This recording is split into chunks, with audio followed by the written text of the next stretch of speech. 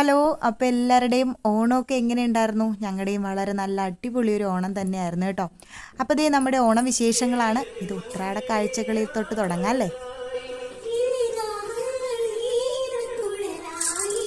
അങ്ങനെ നല്ല പാട്ടൊക്കെ ഇട്ട് അതിൻ്റെ ഒപ്പം പാടിയും ഡാൻസ് കളിച്ചു എൻജോയ് ചെയ്താണ് ഞാൻ കുക്ക് ചെയ്യുന്നത്. അല്ലെങ്കിൽ നമ്മൾ ഒറ്റക്ക് കുക്ക് ചെയ്യുന്ന സമയത്ത് ഒരു പാട്ടൊക്കെ ഇടുവാണെങ്കിൽ അത് വേറെ തന്നെ ഒരു മൂഡല്ലേ.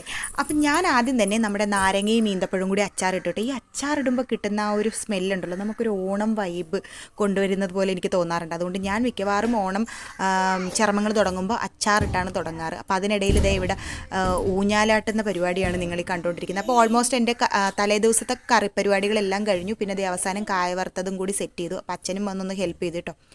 അങ്ങനെ ദേ പിറ്റേ ദിവസം നമ്മുടെ തിരുവോണ ദിനത്തിൽ എഴുന്നേറ്റ് കുളിയൊക്കെ കഴിഞ്ഞു. അപ്പോൾ കുഞ്ഞിപ്പെണ്ണിൻ്റെ അമ്മ ഒരു പട്ടുപാവടയും ബ്ലൗസും മേടിച്ചുകൊണ്ട് വന്നിട്ട് അതിൻ്റെ ഒരു ജാടയൊക്കെയാണ് നിങ്ങൾ കണ്ടുകൊണ്ടിരിക്കുന്നത്.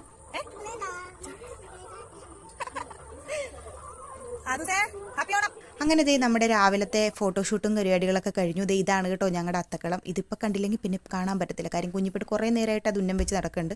അപ്പോൾ ദേ പായസം കൂടി ഉണ്ടാക്കി കഴിഞ്ഞപ്പോൾ എൻ്റെ അടുക്കള പരിപാടികളൊക്കെ കഴിഞ്ഞു. അത് കഴിഞ്ഞ് ദേ പുറത്തേക്ക് ഇറങ്ങിയപ്പോൾ ദേ എൻ്റെ സുന്ദരി മണികളെല്ലാം ഒരുങ്ങി നല്ല സുന്ദരി കുട്ടികളായിട്ട് വന്നിട്ടുണ്ടായിരുന്നു കേട്ടോ. മാമൻ്റെ മക്കളാണ്. പിന്നെ അവരുമായിട്ട് കുറച്ച് നേരം വീഡിയോസ് ഫോട്ടോസും ഒക്കെ എടുത്തതിന് ശേഷം നമ്മുടെ തൊട്ടപ്പുറത്ത് ഓണപ്പരിപാടികളൊക്കെ നടത്തുന്നുണ്ടായിരുന്നു കേട്ടോ പിള്ളേർ. അപ്പോൾ അവിടെ പോയി ദേ കുഞ്ഞിപ്പെണ്ണ് മറ്റേ മിഠായി പിറക്കലിനൊക്കെ പങ്കെടുത്ത് കേട്ടോ. പുള്ളിക്കാരിക്ക് ഫസ്റ്റൊക്കെ കിട്ടിയേ. അപ്പോൾ അതൊക്കെ കഴിഞ്ഞ് ദേ നേരെ വീട്ടിൽ വന്നു ഫുഡ് കഴിക്കാനായിട്ട്. അങ്ങനെ ദേ വന്നതിന് ശേഷം ഞങ്ങൾ കുറച്ച് ഫോട്ടോസും വീഡിയോസും ഒക്കെ കൂടി അച്ഛൻ്റെയും അമ്മയുടെയും കൂടെ നിന്ന് എടുത്തിട്ടത് മനുവേൻ്റെ അച്ഛനും അമ്മയാണ്. അപ്പോൾ ദേ നമ്മുടെ തിരുവോണ സദ്യ മനുവേട്ടൻ വിളമ്പാണ്. അപ്പോൾ നിങ്ങൾ തിരുവോണമായിട്ട് ഞങ്ങളെ മൂലം കാണിച്ചു എന്നൊന്നും പറഞ്ഞേക്കരുത് കേട്ടോ. കാര്യം വേറൊന്നും കൊണ്ടല്ല, നമ്മുടെ സ്ഥലപരിമിതി കാരണം നമുക്ക് ഈ ഉള്ള സ്ഥലത്ത് നിന്നൊക്കെ ഇതൊക്കെ ചെയ്യാനായിട്ട് പറ്റത്തുള്ളൂ.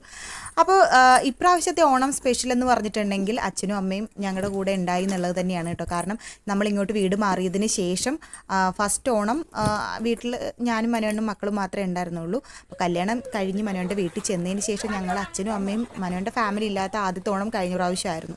പക്ഷേ ഇപ്രാവശ്യം അച്ഛനും അമ്മയും ഞങ്ങളുടെ കൂടെ ഉണ്ട്. കാര്യം അനിയൻ്റെ വൈഫിൻ്റെ വീട്ടിലായിരുന്നു കേട്ടോ ഇപ്രാവശ്യം. അപ്പോൾ അത് കാരണം അച്ഛനും അമ്മേനെ ഞങ്ങൾ ഇങ്ങോട്ട് വിളിച്ചു. അപ്പോൾ അത് കാരണം ഞങ്ങൾക്ക് ഇപ്രാവശ്യത്തെ ഓണം ഒരു ഇരട്ടി മധുരം എന്നൊക്കെ പറയാം.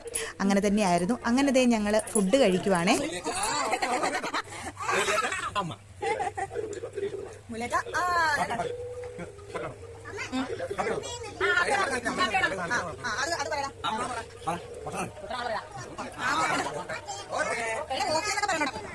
അതെ, ഞങ്ങൾ സദ്യയൊക്കെ കഴിച്ചു. അപ്പോൾ നല്ലൊരു സദ്യ തന്നെയായിരുന്നു കേട്ടോ. ഞാൻ ഉണ്ടാക്കിയത് കൊണ്ട് പറയുമല്ല, നല്ലൊരു സദ്യയായിരുന്നു.